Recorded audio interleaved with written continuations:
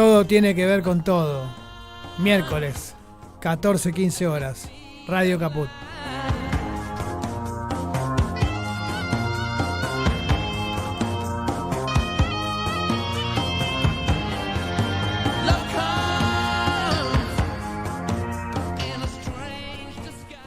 Todo tiene que ver con todo. Operación técnica Martín Loza, Agustina Ortiz, Darta Mercedes Blinks. Era hora.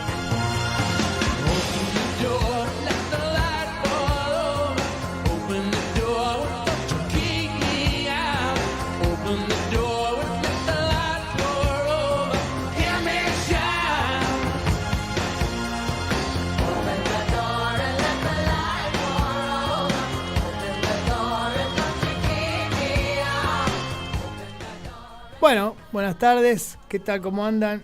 ¿Qué haces, che? Hola, ¿cómo va? andás? ¿Bien? ¿Cómo va? Ahí andamos, bien. ¿Qué se cuenta? Más relajados estamos, ¿no? Después que pasó el acto. El acto. Estábamos todos ¿no? muy pendientes del acto, Demasiado, de lo que iba a decir ¿no? Cristina. Sí. Yo, honestamente, esperaba que dijera lo que dijo, exactamente. O sea, era un acto de los De homenaje, 20 años claro. del gobierno de Néstor. Viste que hay como unos sobreanálisis de cada cosa que hace Sí. Cristina. Y por ejemplo, ayer escuchaba la presencia de Alicia Kirchner como un mensaje subliminal de posible candidata a vice, candidata a algo. Pero bueno, es la hermana de Néstor. ¿Por qué no iba a estar ahí? Tal cual, era un homenaje a Néstor.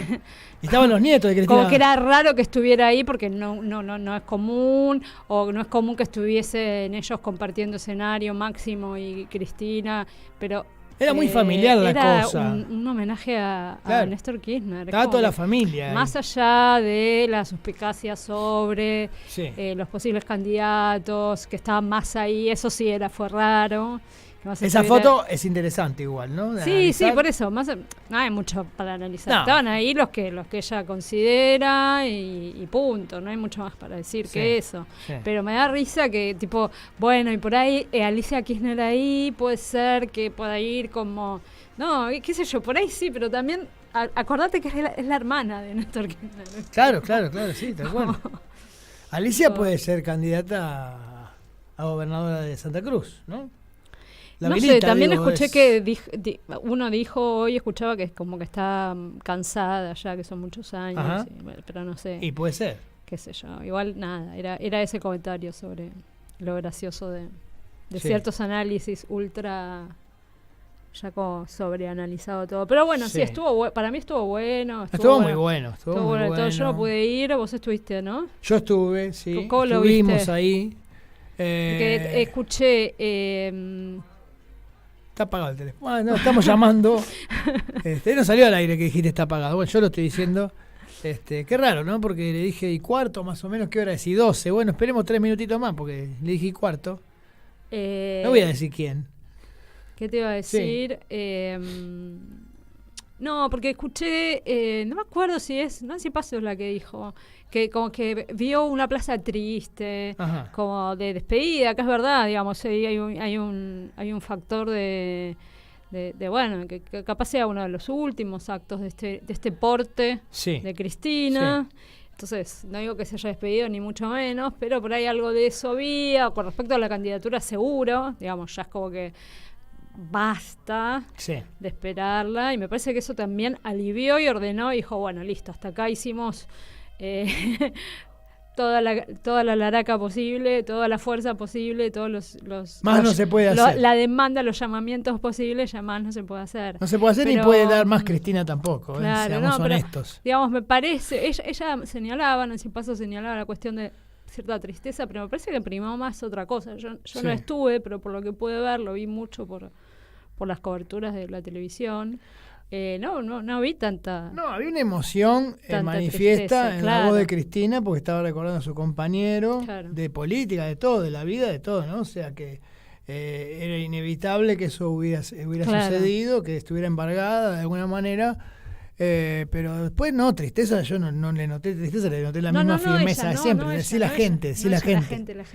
No, al contrario, para mí era una fiesta. Por lo eso, que se vivió ahí en Avenida de Mayo, claro. había bombos, había estruendo, había gente bailando. Claro. Mucha gente comprando comida, bueno, como siempre, lo de siempre, pero bien, mucha gente cantando, ¿no? Unas columnas enormes de manifestantes. Bueno, me parece que dejó como un clima. Esto lo decía, se lo escuché a Julia Mengolini decir tanto ayer como por su radio como en la tele, que ella como que lo siente como más corporalmente, no es algo testeable, científicamente testeable, sino que le dio la sensación después de eso de otro clima, otro aire y que también vio gente entusiasmada y entusiasmada con Guado como candidato. De hecho, ayer me llamó un poco la atención el C5N. Viste que está Lautaro Maslin que hace notas, a veces sale por Duro de Domar, a veces sale desde afuera, y estaba en la presentación de una película de Dolores Fonsi, no me acuerdo el nombre, y entrevista a varios actores, y la Mote, además del chiste que es medio parecido a Guado y lo variaba con eso, el tipo dijo, yo no lo tenía a la Mote tan comprometido, tan politizado, por ahí sí, pero no, yo no lo tenía, por ahí estaba y yo no lo registraba, diciendo, hace mucho que no estoy tan entusiasmado con Guado, y Mengolini traía lo mismo de gente de... Esas cosas son importantes. Obviamente que no mide nada, no es medible. Pero es un termómetro social, de alguna manera. Yo le doy importancia a esas cosas. Cuando vos ves que de una apatía o de un... no sé... La cuestión de la desesperación de es Cristina o nadie, como apareció ese cartel, bueno. Sí, estamos ya tenemos. Bueno, estamos. Si no no podemos demorar más. No había entendido eso. Bueno, basta, no hablemos más. Sí, está en comunicaciones entonces con nosotros Carlos Raimundi. ¿Cómo estás, Carlos? Hola, buenas tardes. ¿Me escuchás? Bueno, buenas tardes. No, estaba... Sí.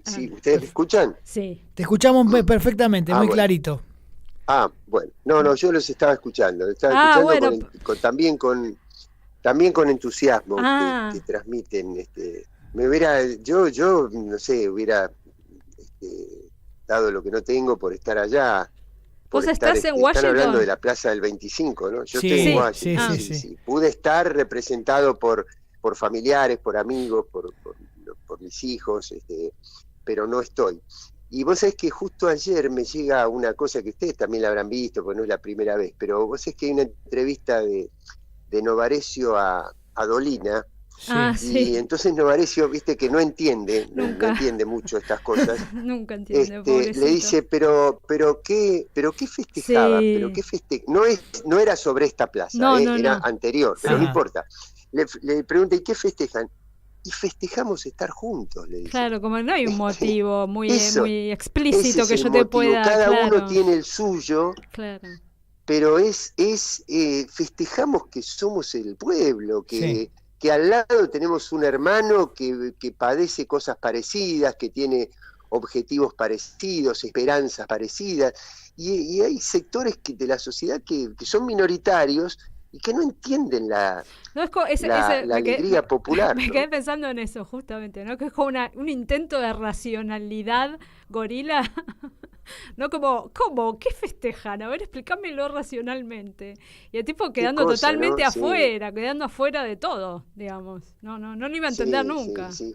Bueno, pero por eso, vos decís, recién ustedes decían, no, lo de la Mote no es una encuesta, pero son referentes. Sí, para mí totalmente. Que transmiten cosas, que transmiten. Vos decís, pero la pucha, si este pibe que a mí me gusta porque lo admiro como trabaja, lo vi en tal serie, en tal película, y qué sé yo, y transmite, te hace mínimo interrogarte.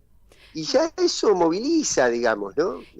Porque movilizar no es únicamente concentrarse. Movilizar es estar todos los días preocupados críticamente. Tal cual. ¿No? Me llamó, perdóname que te interrumpí, me llamó la atención la palabra entusiasmo, que la dijo tanto Mengolini, después Lamote, en una otra cosa nada que ver, o sea, no era que estaban hablando ellos dos, Mengolini lo decía sobre gente con la que se había cruzado, y es verdad, ¿no? Como que venimos como con muy poco entusiasmo, como es una palabra, porque con Cristina no había entusiasmo, había tipo súplica, desesperación, pedido, última instancia, último recurso, por favor, sos vos o nadie, y que aparezca de repente después de este acto un entusiasmo. De hecho, ni siquiera sabemos si va a ser Guado el candidato, es una posibilidad importante que se dice, pero no, me llamó mucho la atención que la gente, después de todo esto, se vuelve a entusiasmar con algo. Me quedé muy impactada con eso. Sí, y lo que pasa es que los 2 años de interrupción de la pandemia por eso ayudaron en el sentido contrario, ¿no? Sí. Ayudaron en el sentido contrario, desmovilizaron. Y otra cosa, porque Cristina dijo ahí, habló, si no recuerdo mal, pero aunque no sean las palabras exactas, la idea, dijo, o sea, discutan en los bondis, sí, discutan en el tren, discutan en todos lados, y habló de la organización. Y yo pensaba, porque hay una movilización espontánea y hay una movilización organizada, y las dos son igualmente válidas, pero yo pensaba, después lo que le pasó a la Argentina, 45.000 millones de dólares que así como entraron, salieron dejando rica a una cantidad de personas, a un manojo de personas, y pobre a la inmensa mayoría. ¿Cómo no tuvimos un paro general? Es cierto. ¿Cómo lo tuvimos? ¿Cómo tenemos 50% de la infancia con padecimientos de pobreza en un país rico como el nuestro, y tipos que remarcan, y no tenemos un paro general donde el afiche para convocar al paro sea la cara de los irresponsables que remarcan, o de la mafia de la corte? Yo escuchaba las declaraciones de Marchi en la Comisión de Juicios Políticos, que ahora además la elevó aquí a la Comisión Interamericana de Derechos Humanos. No sabía eso. Y son mafias, sí. son cosas irreproducibles, incalificables. ¿Cómo no hemos tenido una movilización multitudinaria con eso? Así que eso es lo que hay que recuperar también, ¿no? Sí, tal cual. Que hay como una... Por eso me llamó la atención, ¿no? La palabra, el entusiasmo. Después de tanto tiempo, también de como cierta desilusión con el gobierno, mucha desilusión por un montón de gente por cómo se dieron las cosas con este gobierno. Más todo lo que, la pandemia, etcétera, la deuda, o una seguilla de cosas que venían tirando muy para atrás. Es que si uno hace un análisis emocional de este gobierno, evidentemente hay un sector de la población que se ha visto afectado, sobre todo por la inflación. Sí, ¿no? Todos. Yo creo que en eso todos. Claro, en eso todos. Pero después, si uno hace un análisis frío de cada uno de los números que arroja este gobierno, la verdad que en muchas cosas hemos mejorado. Sí, por suerte lo reconoció Cristina en el propio acto, que no venía muy reconociendo muchas cosas de su propio gobierno. Sí. Eso está bueno, me parece que también apunta para el lado de tener un entusiasmo, un optimismo mínimamente necesario para abordar la campaña, ¿no? ¿Qué opinas? Sí, mira... Sí. Del gobierno primero, de la evaluación de este gobierno, hay un montón de cosas para rescatar en obra pública, en vivienda, en desempleo. Trabajo en las provincias, hay pleno empleo. Sí. La mortalidad infantil, la más baja de la historia. Lo que pasa es que eso hay que convertirlo ponerlo en valor político y concientizar, y eso implica una batalla por la agenda cultural, por la agenda intelectual, pero cuando digo intelectual no lo planteo en términos de élite intelectual, digo de comprensión de la situación, explicación, pedagogía, y ahí creo que no hay relación entre algunos logros y la comprensión política. Lo escuchaba escuché con atraso una entrevista que le hicieron en C5N a Roberto Feletti, sí. que es muy buena, una entrevista que hizo Berkovich con Feletti, que está en YouTube. Lo escuché hace un rato, y él diferenciaba lo que es un plan de ajuste de lo que es un proceso de estabilización. Y a pesar de las dificultades y a pesar de que tenemos diferencias indudablemente con la manera que se manejan algunas cosas, este gobierno, al evitar una devaluación abrupta, evita con eso una caída estrepitosa del salario. Es decir, hay un problema de distribución de ingresos, pero no hay una caída estrepitosa del salario que hubiera colapsado el nivel de actividad económica y por lo tanto esos logros de inversión en alguna actividad económica y creación de empleo se hubieran también detenido completamente, ¿no? Es decir, la diferencia entre un gobierno moderado en términos de enfrentamiento con el poder, como para ser elegante, digamos, y un gobierno de una derecha financiera ostensible. Creo que palabras más, palabras menos, eso fue lo que quiso decir Cristina también en la plaza el otro día. A mí lo que me apena... Me parece fundamental encarar por ese lado para la campaña, ¿no? No, y además otra cosa. Reivindicando los logros del gobierno. Pero además otra cosa, Agustina, otra cosa. El año que viene hay miles, cambia la estructura económica del país, porque nosotros vamos a tener un rendimiento de la situación energética completamente distinto al que tuvimos este año. Este año tuvimos déficit en energía y por lo tanto 5.000 millones de dólares entregados a la compra de energía importada. Y mientras se construía el gasoducto. Eso se invierte para el año que viene. Y suma entre 17 y 20.000 millones de dólares que se pierden este año por la sequía, que ingresan por superávit comercial del agro y de las economías regionales. Quiere decir que lo que está en disputa que a partir de noviembre cambia la cuestión por eso. Agroexportadora cambia en noviembre, o sea, ni siquiera hay que esperar el año que viene. Si eso lo dejamos en manos de la especulación financiera, eso se vuelve a ir todo a los paraísos fiscales y a las cuentas offshore. Por eso nosotros no nos deberíamos permitir perder las elecciones. Ahora, para eso justamente hay que generar, y yo introduje la palabra pandemia, y quiero decir que a mí sí me apena mucho, porque la pandemia no debería haber sido una excusa para decir, o un argumento para decir, por la pandemia no pudimos hacer. Yo creo que cuando se te produce un hecho así tan inédito, tan conmovedor, es el momento más propicio para cambiar paradigmas. Y me apena no haber podido cambiar todos los paradigmas que hubiéramos debido, ¿no? Vos sabés, yo pensaba, ahora que lo decís, vos sabés que yo pensaba que una cosa que iba a mejorar era el transporte, por ejemplo. Tuve la ilusión de decir, bueno, ahora que no se está usando el transporte y que es necesario que no viajemos hacinados justamente para evitar enfermedades, transmisión de enfermedades, tuve la ingenua idea de que tal vez mejoraba un poco, ni eso llegamos, que no es estructural ni nada, es como... Pero para eso hay que ejercer autoridad política sobre las políticas empresarias.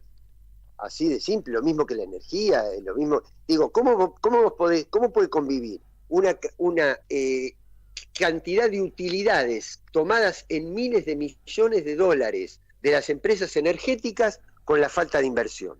Claro. No puede ser. Esas utilidades hay que reinvertirlas. Y eso lo planteó Cristina, lo planteó el otro día en la plaza otra vez, diciendo, cuidado, así como yo dije, en términos de Cristina digo, ¿no? Sí. En el diciembre de 2020 vamos a crecer, pero se la van a quedar 4 vivos. Ahora digo, va a haber ingresos por la energía, la minería, por las grandes inversiones que ha habido. Ahora, si eso no se sociabiliza, se queda en una apropiación monopólica y no las disfruta el pueblo, sino que las disfrutan los monopolios que explotan la energía, ¿no? Carlos, con respecto a la inflación, ¿vos crees también eso, que hay un cúmulo de falta de autoridad política para poder acordar unos precios, digamos, justos para la gente y que no siga habiendo una escalada terrible de precios, más allá de la especulación de los privados, eso es cierto, pero digo, desde el punto de vista del poder, digamos, desde la autoridad política, ¿se podría haber hecho algo más todavía para ajustarlo eso? Mira, yo te digo qué me surge de la... Yo no sabía, nunca sé, pero digo, en este caso menos todavía de qué íbamos a hablar, así que estamos hablando de agenda abierta. Sí. Pero cuando te escucho... Ahora te vamos a preguntar igual por la región, ¿eh? No, me surgen cosas, ¿no? Me surgen ideas, me aparecen cosas. Entonces, cuando te escucho plantear este tema, yo digo, sí, yo creo que faltó autoridad, pero el principal responsable de la inflación no es un gobierno que debería haber actuado, a mi manera de ver, humildemente, con mucha mayor energía.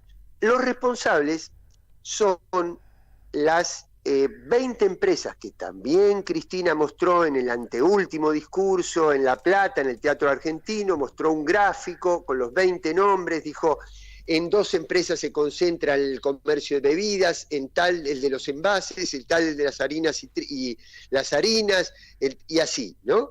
Bueno, entonces, cuando yo miraba... ahora, es decir, yo creo que los responsables son esas conductas miserables, esos son los responsables. Ahora, a la gente común, ¿a quién culpa? Culpa al gobierno. Sí. Entonces vos decís, entonces ahí es donde yo creo, y sigo con encadenemos, todo tiene que ver con todo, ¿no? Bueno, entonces encadenemos los juicios. Yo miraba, que ustedes lo deben haber visto también, movilización del 24 de marzo. Sí. Ustedes no sé si vieron ese video que se viraliza cuando hay un coche que va en sentido contrario de la columna de la Cámpora que viene de la ESMA. La Cámpora y otras organizaciones vienen caminando desde la ESMA donde se habían concentrado a la mañana. Minutos dura ese video.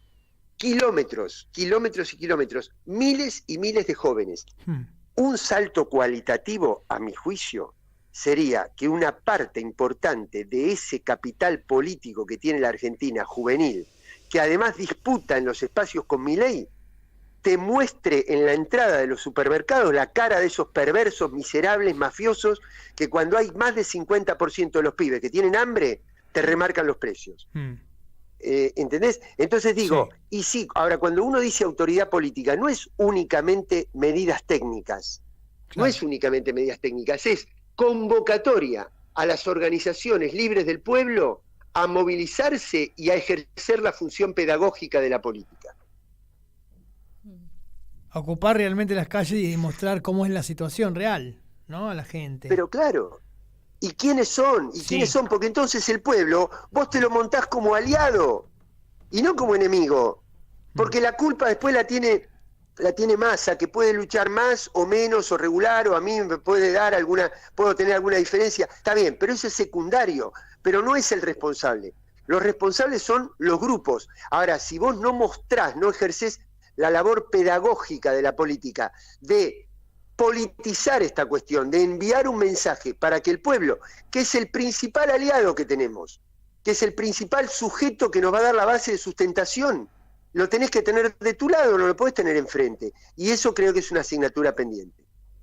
Ahora, por ejemplo, si hay comercios de proximidad o empresas más chicas que produzcan eso mismo que producen 2 empresas o una empresa, los monopolios, de alguna manera que el Estado lo subvencione suficientemente como para que puedan, no digo equiparar la producción porque jamás la podría equiparar con un monopolio, pero por lo menos abastecer más con menos, digamos, intermediarios. El planteo de Grabois es ese. El planteo de Grabois. El planteo de Grabois, por eso digo, no sería una opción. Totalmente, es así. Absolutamente. Bueno, lo que pasa es que estamos hablando de una serie de estrategias convergentes, absolutamente de acuerdo.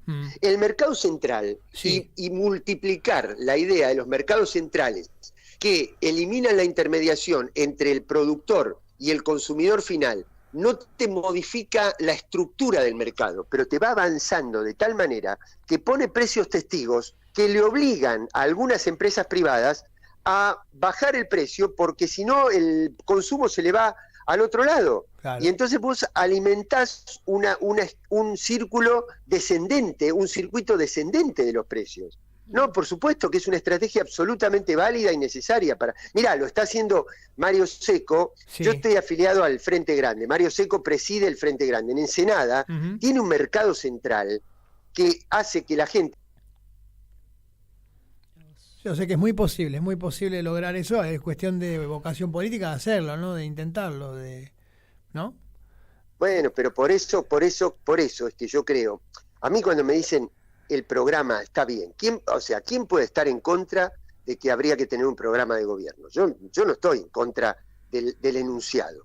Lo que digo es que cuando nosotros en el año 2019 le dijimos a la población, entre los bancos y los jubilados vamos a estar con los jubilados, eso ya te marca un programa. Totalmente. Sí. Cuando Cristina dice hay que nacionalizar la industria de la energía para que el litio no se la lleven y hacer como Malasia y no como los mercados privados, está marcando un programa. En el 2015, Scioli contra Macri marcó una diferencia de modelo y sin embargo, en el 2016, en el Congreso, el movimiento Evita lo interpretó de una manera y votó una cosa en el Congreso, el Frente Renovador votó otra cosa, Diego Bossio, que estaba en las listas del Frente de Todos, en aquel momento era Frente para la Victoria, votó otra cosa. Entonces, el programa es importante, pero lo que tenés que tener es el coraje que te lo da la persona que lo encarna. Por eso no es lo mismo cualquier candidato, por más que haya un mismo programa. Complicadísimo eso, ¿no? Pero es verdad. Es muy interesante lo que está diciendo Carlos, estoy totalmente de acuerdo. ¿No? Porque el programa no lo es todo, claramente. Después... ¿quién lo va a llevar adelante? Claro. ¿No? Después las cuestiones de conveniencias políticas pueden torcer totalmente. Sí, de estilos, de maneras de actuar frente al poder. Cuando Cristina dice no se puede ser amigo de todos, para poder lograr pasar al 52% de la masa salarial en el Producto Bruto, hay que pelearse con algunos intereses, eso te va marcando una tónica. Por eso, decir, yo entre los bancos y los jubilados, estoy con los jubilados, pero resulta que vos ves después la evolución de la ganancia de los bancos con la LELIQ, los LEBAC, el endeudamiento en pesos, etcétera, y ves el poder adquisitivo de la jubilación. Les devolvieron los medicamentos, la gratuidad de los medicamentos, pero con eso no resolvés el problema, digamos. Eso fue muy importante. Pero me parece que muestra, el ejemplo que vos traes me parece que muestra justamente como el espíritu de lo que ha pasado con el gobierno, porque se hizo esta medida de los medicamentos es muy importante, pero bueno, quedó a mitad de caminos esto de la consigna de me quedo con los jubilados entre los bancos y ellos, ¿no? Se hizo algo, pero quedó ahí. Tal cual. Lo que pasa es que lo que estamos... Miren, si ustedes refrescan toda la charla estamos siempre girando sobre una misma cuestión que es conceptual, que es tratar de unir liderazgo con programa, que sería la unidad de concepción, con base social. Cuando vos tenés eso, y potencialmente, ¿quién podría tenerlo mejor que nosotros? ¿Quién podría tenerlo mejor que el campo nacional y popular? ¿Quién tiene mejores cuadros para enfrentar una discusión? ¿Quién tiene mejores organizaciones? De alguna manera, nuestros referentes están conteniendo la situación de los movimientos sociales, de buena parte de los movimientos piqueteros, de los trabajadores asalariados, de los trabajadores informales, de los sectores intelectuales. Tenés el liderazgo de Cristina que te marca una agenda y un horizonte. Si nosotros desperdiciamos esta oportunidad, la verdad nos vamos a arrepentir por muchísimo tiempo de no haber tenido la mirada estratégica y la grandeza de conductas que nos lleven a distinguir nuestras contradicciones secundarias y dejarlas en un segundo plano, no eliminarlas, no barrerlas debajo de la alfombra, expresarlas. Yo he expresado y seguiré expresando diferencias fuertes que tengo con otros decisores de política exterior en el Frente de Todos, pero sé que en la disyuntiva de venir un gobierno que le entregue todo a la especulación financiera y un gobierno nacional popular, no tengo ninguna duda de dónde tenemos que jugar ese partido. Por ejemplo, ¿con quiénes tenés diferencias? ¿Arguello? Por ejemplo, Arguello es, ¿no? El embajador. Miren, vamos a mantener la buena educación, no la vamos elegancia, y vamos a hablar de conceptos. Qué chusma que vamos soy. A hablar de conceptos. Vamos a hablar de conceptos. Eso lo deducen ustedes dos. Okay. Y el auditorio, Ajá. son lo suficientemente inteligentes para saber de quiénes estamos hablando. Entonces no importa, lo importante es, nosotros verdaderamente creemos que por más que vengan misiones al Fondo Monetario y que consigan un día, un permiso, que le levanten que el mismo organismo, no solo que le dio un crédito ilegítimo a la Argentina, sino que sostiene el capitalismo globalizado financiero, va a ser el que nos va a dar la solución. ¿Alguien puede creer eso? Primero. Segundo, creemos que un sistema que ha llevado al mundo al que el 1% de las familias concentren la misma riqueza que el otro 99% de habitantes, ¿es el mundo al cual nosotros debemos pertenecer? ¿Creemos realmente que podemos detener el ascenso de un eje asiático que está cada vez interviniendo más, que está creando nuevas instituciones y que está creando mecanismos cooperativos, que no tenemos que ver esa situación y que tenemos que seguir perteneciendo al mismo sistema que hasta ahora?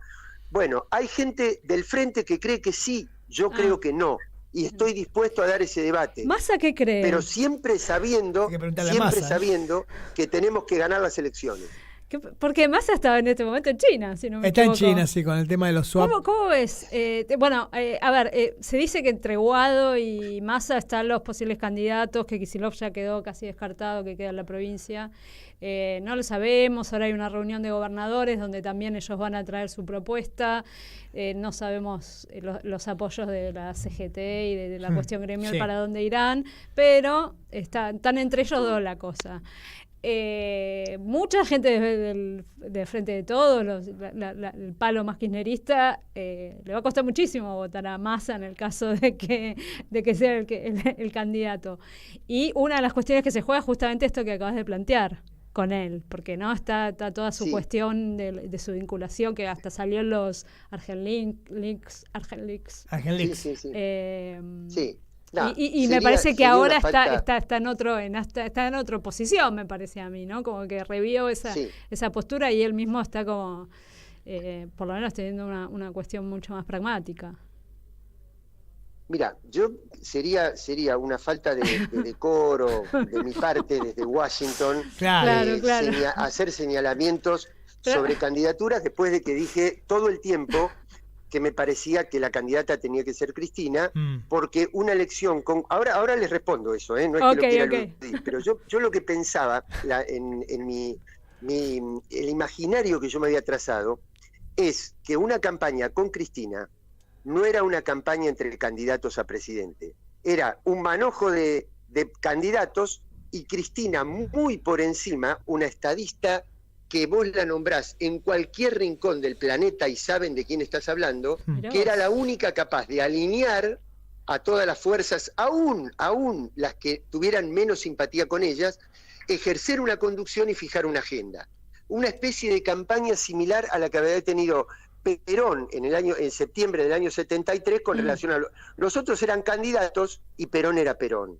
Y había un desnivel tremendo. Eso era lo que me imaginaba yo, y eso era lo que me imaginaba que iba a perforar ese techo que la colonización periodística nos había tratado de imponer falsamente. Pero ahora voy a lo otro, a lo que decían ustedes. Mira, hoy hablando con otro periodista, ensayé lo siguiente. Mira, el Frente de Todos, sobre la cuestión geopolítica, tomándome de la visita de Massa, yo creo que tiene un sector que siempre tuvo simpatías con el sistema del capitalismo financiero globalizado, aunque no lo pueda explicitar así empalagosamente, porque creen que ahí está la libertad y del otro lado está el autoritarismo.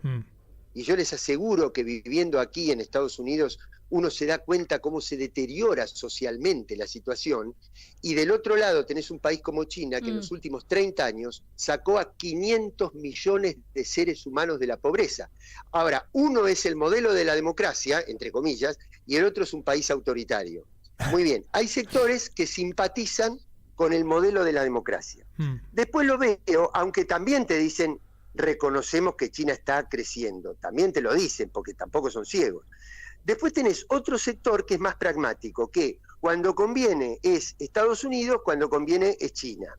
Y tenemos otro sector que también está en China y que creo que representa Máximo, y en el que yo adscribo, que vemos que hay un ascenso de un eje asiático que te está planteando un modelo colaborativo, que te está diciendo quiero ganar, pero quiero que ustedes ganen. No les voy a imponer un modelo, no les voy a decir cómo tiene que ser su gobierno, sino que quiero hacer negocios y que ustedes también los hacen. ¿Los tenemos que imitar? No, imposible. Imposible ser iguales que China, porque China tiene una jornada laboral donde todavía no ingresó el peronismo. Nosotros no podríamos. ¿Queremos ser iguales que Rusia? No, porque Putin tiene una política sobre derechos sexuales y reproductivos que nosotros no compartimos, claro. Pero sí compartimos que están construyendo una multipolaridad que le va a permitir a América Latina salirse del esquema globalizado y convertirse en un eje autónomo de poder. Y entonces es necesario tener en cuenta eso. Yo adscribo a esa corriente dentro del Frente de Todos, a la que ve al mundo multipolar y la que quiere salir del esquema Fondo Monetario, Banco Interamericano y todos esos organismos que son responsables de nuestra crisis y que jamás podrían ser la solución cuando son responsables de nuestra crisis. Sin dejar de ver las cosas negativas que vos mencionabas, entre otras, de esos regímenes gubernamentales, ¿no?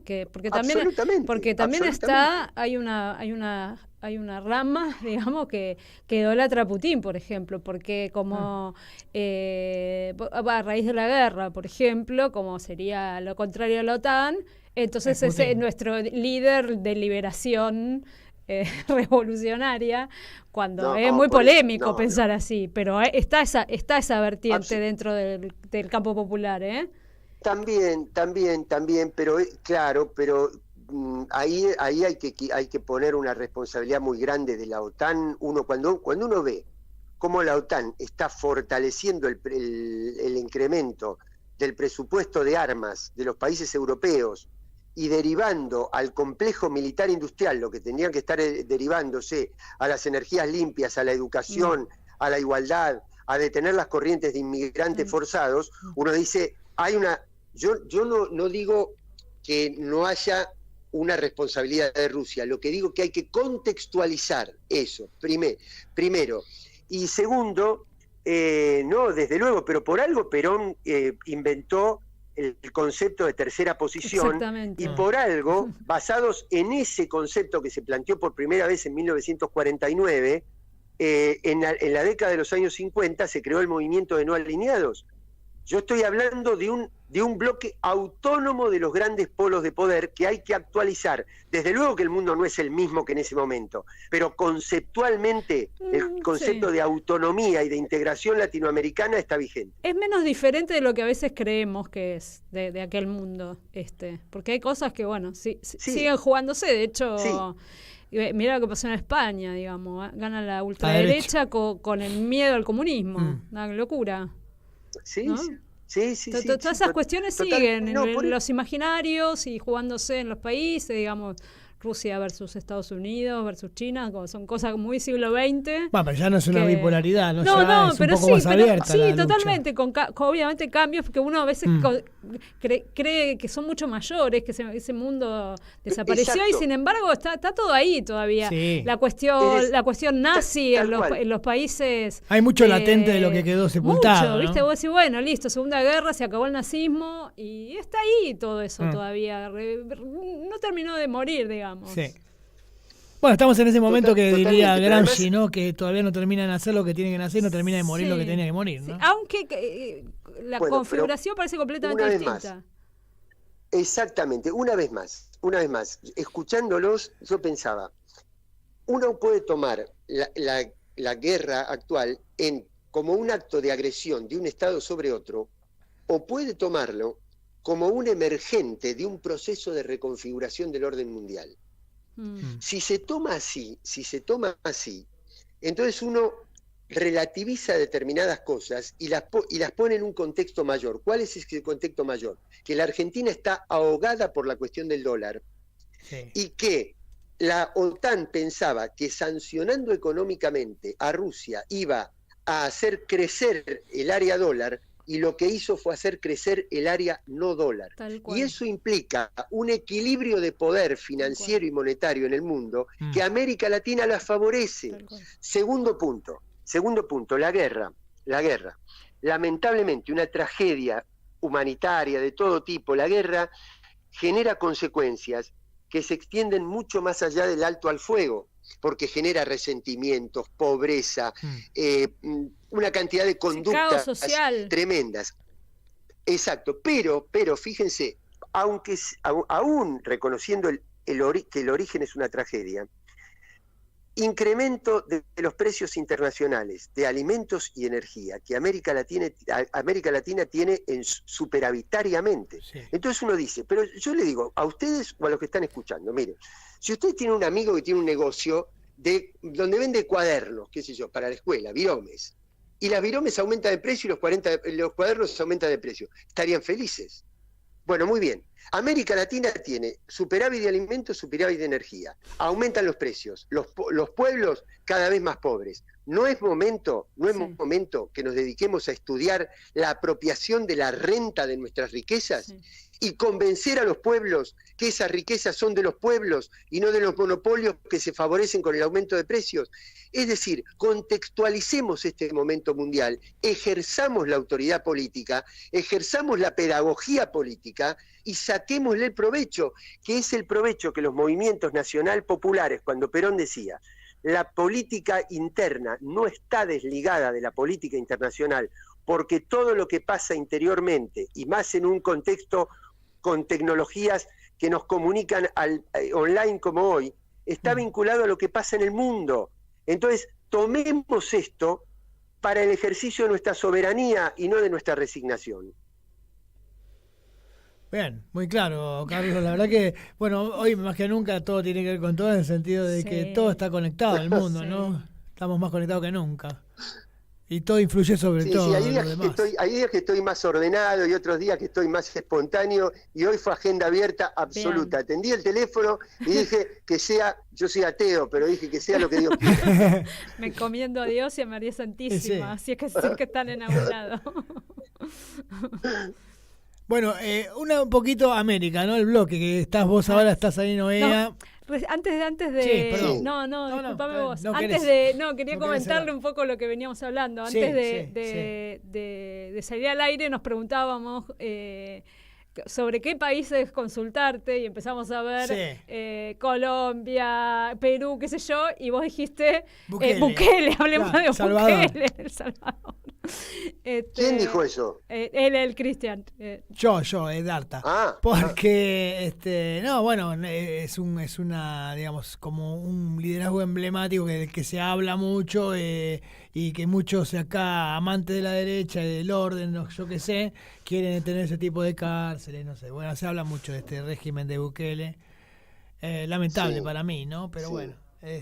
No sé, igual nada, contarnos de lo que vos quieras, porque eso fue, lo conté a modo de chiste, porque pero está bien, pero me voy a meter en un tema espinoso y delicado. No, aprovechemos. Dale. Yo creo que a ustedes les resulta tan antipático como a mí cuando escuchamos a una autoridad de los Estados Unidos, ya sea militar o civil, o al embajador Stanley, hablar mal de nuestro país. Entonces yo soy un representante del Estado argentino y no quiero que ninguna declaración mía implique un conflicto o una protesta o una queja de otro Estado. Claro. Entonces voy a tratar de ser lo más responsable posible en ese sentido, y además lo digo más como una opinión personal que como una representación institucional del Estado. Sobre esto no hay una posición oficial, no conozco, digamos, nosotros mantenemos relaciones con El Salvador, normalmente, habría que consultar a nuestra embajada, que es la que está en el lugar. ¿Por qué si no? Nos tomamos únicamente de lo que la prensa refleja. Y si es por lo que la prensa hegemónica refleja, Cristina mató a Nisman. Claro. ¿Entienden? Sí. Entonces yo no quiero ser tan reduccionista como esto. No quiero ser tan reduccionista. Entonces, si ustedes me preguntan si el modelo de sociedad de mis sueños, con la concepción que nosotros tenemos de los derechos humanos, son las megacárceles, ¿ustedes creen que yo le voy a decir que sí? No. ¿Ustedes le pueden pensar que yo le voy a decir que yo estoy de acuerdo con eso? No. Ahora. Es muy compleja la situación de allá, ¿no? También. Donde viven claro. Desde hace casi 2 décadas la población cada día crecientemente rehén de las pandillas, sí, que cuando salen a cruzar la calle para ir a la verdulería le cobran peaje y no pueden ir. Y eso está financiado desde el exterior. Y hay contrabando de armas. Y hay mucho dinero en juego, mucho dinero para la desestabilización de toda la región centroamericana. Y eso incrementa las corrientes inmigratorias y demás. Entonces hay un gobierno que no con el método que yo hubiera querido, y entonces me dicen, pero ¿cómo? El Salvador hace 1 año que está viviendo en un estado de excepción. Ahora, cuando vos hablás con un salvadoreño, te dicen, miren, la excepción era que nosotros convertimos en normal que la gente no pueda salir a la calle. Y la gente recuperó la posibilidad de salir a la calle con seguridad. Ese elemento, a la hora de ponderar una medida y un gobierno, ¿lo tenemos que ponderar o no? Lo tenemos que ponderar. Sin duda, sí. Entonces es un tema complejo, No es un tema que haya que enamorarse simplificadamente de la primera noticia que la prensa nos da. ¿Qué quiero decir con esto? ¿Que yo defiendo que haya detenidos inocentes? No, jamás lo defendería. Pero digo, contextualicemos y busquemos los mejores caminos para reencauzar estas situaciones y no tener calificativos simplificados y reduccionistas. Viendo un poco la situación esta del Salvador, que recién vos exponías muy claramente, tiene bastante, digamos, si uno lo ve en nuestro medio local, es bastante parecido a lo que sucede hoy en Rosario, ¿no? O sea, no sé, no creo que la solución sea poner megacárceles en Rosario, pero ¿qué solución le ves vos? Porque el tema de la seguridad pareciera ser como bastante tabú para todos los partidos y en general, no, más que nada más para el frente para nosotros, ¿no? Para el frente de todos. Bueno, se habla mucho de seguridad en los demás. Muy contento. Sí. A mí me puso muy contento cuando Cristina planteó el tema en una de sus 2 o 3 últimas charlas, no recuerdo exactamente ahora en cuál, pero planteó el tema de la en la que habló después del atentado que sufrió, digamos, la primera vez que salió, no la vez que la vez inmediata que salió con los curas, sino el primer acto que hizo. El Estadio Único de La Plata. Creo que fue ese, no me acuerdo cuál. Bueno, ahí fue donde encaró por ese lado. Bueno, sí, puede ser. Mirá, bueno, ustedes saben que, claro, el capital financiero globalizado, anglosajón, del noratlántico, digamos, noratlántico, tiene problemas para expandirse. ¿Por qué? Porque desde el lado asiático vienen creciendo en acuerdos comerciales, en incrementos de patentes intelectuales, en desarrollo tecnológico, una serie de cosas. Entonces, ¿cómo se expande? No puede irse más allá de las fronteras del planeta. Entonces, ¿qué es lo que sucede? Mira hacia adentro, ¿dónde puede obtener esa tasa de ganancia que la geografía no le permite obtener? Y entonces obtiene esa tasa de ganancia multiplicando los recursos del complejo militar industrial. Ese complejo militar industrial se alimenta de guerras o se alimenta de protestas sociales crónicas. Entonces, lo que pasó en El Salvador, lo que pasa en Centroamérica, los asesinatos de líderes sociales en México y en Colombia, y lo que pasa en Rosario, son embriones de una situación mucho más compleja. Entonces, desde luego que es un problema muy serio, donde hay que encararlo con mucha decisión estatal y con mucha decisión de políticas integradas. Algo de eso se conversó ayer en Brasilia, en la reunión de presidentes convocada por Lula. Es decir, ojo, porque esto son chispas que implican incremento del comercio de armas, armamento en la población civil, se sofistican los sistemas de seguridad, y una sociedad más armada no es una sociedad más segura. Una sociedad más segura es una sociedad que, si tiene litio, explote el litio y la ganancia del litio vaya al pueblo y a la educación y a la vivienda, y no a las multinacionales del litio. Así que todo tiene que ver con todo. Tal cual. Bueno, estamos llegando ya casi al final del programa, ya estamos sobre la hora. Nos cerraste re lindo el programa. Muy lindo, cerró la entrevista, Carlos. La verdad que, bueno, agradecidísimos de esta comunicación y de este reportaje. La verdad que la pasamos muy bien y, ¿no?, hablamos un montón de cosas, ¿no?, que son necesarias. Chicos, yo soy el agradecido porque me conectan con la patria, que es donde quiero estar. Ay, pobre, bueno, qué suerte.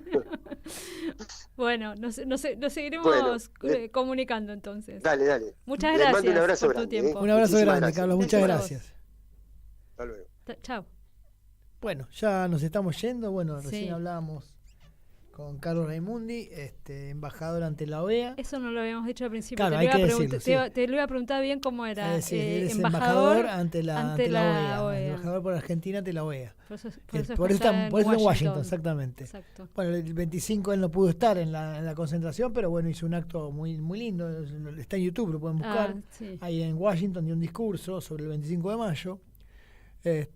Así, bueno, una figura política muy importante, Carlos, bueno, sobre todo en su claridad en el análisis de los elementos que hoy forman parte de la realidad y que, bueno, cómo se van desencadenando para crear un horizonte un poco más claro, ¿no?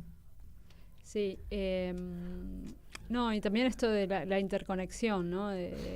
Sí. Que Cristina dice mucho y bueno, por eso elegimos esa frase para llamar hacia el programa. Claro. Que además se está como... Yo lo he escuchado después de Cristina, bueno, no es una frase de ella igual. Tampoco es de Pancho Ibáñez, quiero decir, ¿no? Me parece que no es de Pancho Ibáñez, la frase será de algún tipo... No, bueno, que quedó muy claro en la charla de recién, ¿no? Sí. Y que es como muy fundamental pensar, ¿viste? Cuando se dice, no, bueno, porque la pandemia, la guerra y qué sé yo, la sequía y la deuda, como que a la gente le cuesta por ahí conectar y incluso queda como una frase hecha, ¿no? Como de este gobierno para justificarse. Sí, como una excusa. ¿No? Claro. Pero la verdad es que no, está complicado el mundo. Sí, muy complicado. Está muy complicado, sobre todo por esto, ¿no? Está como cambiando un poco el eje del poder mundial, digamos. Y la posible... el posible fin del imperialismo norteamericano, uno dice, no, es como me parece medio increíble, pero obviamente va a traer consecuencias. Claro, la caída de todo imperio tiene consecuencias. No se van a caer así nomás, es que se caen. Entonces, bueno, sí. Me pareció muy interesante lo que dijo sobre leer en esta clave la guerra de Rusia y Ucrania, ¿no? Leerla más allá de la invasión de un país a otro, o las cuestiones como territoriales de la región, leerlo como una nueva manera de que se están de cómo se está reconfigurando el mundo. Bueno, así pasó este programa, lamentablemente estamos sobre la hora, ya pasó la hora, estamos acá dando el espacio a Hugo Bullman, que ya está llegando. Ahí está la musiquita, tipo así Pablo. Nos podemos despedir. Sí. No, la musiquita queríamos poner en la cortina. Bueno, nos estamos yendo. Ahí está. Ya lo dejamos en buena compañía con Hugo Bullman. Por supuesto. Nos vemos el próximo miércoles en este horario de 14 a 15 horas acá en esto que todo tiene que ver con todo. Si sigue el planeta, sí.